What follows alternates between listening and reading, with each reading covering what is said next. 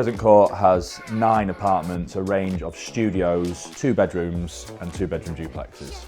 It's a real nice mixture of apartments.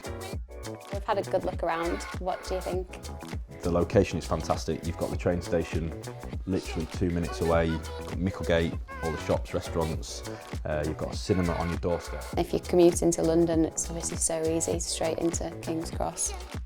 This is the room that I am really excited to show people. I don't think when they've viewed downstairs they're going to expect this. No way. They've put these stunning little handles on here. There's loads of storage in wardrobes and in eaves, which you just don't find in apartments. We've got to credit the developers for the thought process behind the development. They have built with eco in mind. They've added solar panels to the roof to keep running costs down. This apartment is my favourite for the living space. The kitchen's such a good size with all the fitted appliances, and then there's still space for the 4-seater dining table and a really good living area as well. The proposed regeneration of the Crescent is really exciting to think, you know, you could just walk out of your doorstep and across to the train station so easily.